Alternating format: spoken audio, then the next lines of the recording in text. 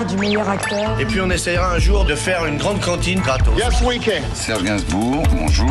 Il n'y a eu qu'un vainqueur, c'est l'espoir. Europe 1. Et à 7h23 sur Europe 1, c'est l'heure du jour. Il y a 30 ans, le 21 juin 1994, événement culturel. Lors d'Autriche, c'est l'inauguration de la Grande Galerie de l'Évolution au Muséum d'Histoire Naturelle de Paris. Oui, c'est une plongée à travers le temps. Les dinosaures côtoient les mammifères géants de la savane ou du désert disparus. La grande baleine australe reprend vie à côté du diplodocus. Mais pas facile d'installer de grands mammifères dans la galerie, explique-t-on alors au Muséum d'Histoire Naturelle. Le grand éléphant d'Afrique, au moment de le sortir, ne passait plus par les portes. Que faire ? Eh bien, on lui a mis des serpillères sur les oreilles, et jusqu'à ce que les oreilles soient un petit peu ramollies et qu'il puisse repasser à travers les portes. Voilà.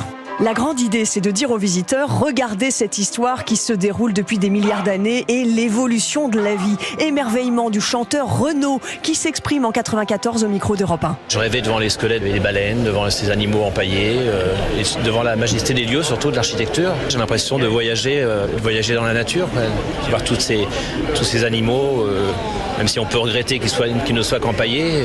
J'ai l'impression d'être dans une arche de Noé, de voir toute la richesse de la planète réunis en un seul lieu. Ils sont comme des fous.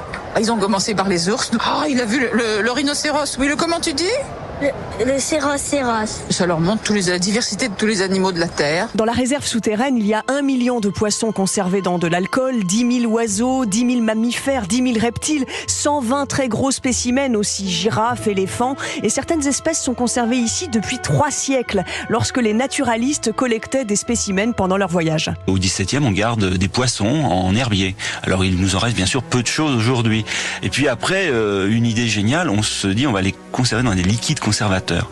Et alors, au XVIIIe, XIXe siècle, on utilise le rhum. Mais autant dire que dans le rhum, les animaux n'ont évidemment pas résisté bien longtemps. En 94, des dizaines d'espèces ont été dépoussiérées, recousues, rapiécées. Et la Grande Galerie montre aujourd'hui encore, 30 ans plus tard, que dans l'évolution de la vie, il y a une diversité énorme, en même temps qu'un cousinage, une unité entre toutes ces formes de vie autour de nous. Merci, Lord d'Autriche, réalisation Sébastien Guidis. Il est l'heure de jouer avec Europe 1 et le jour où.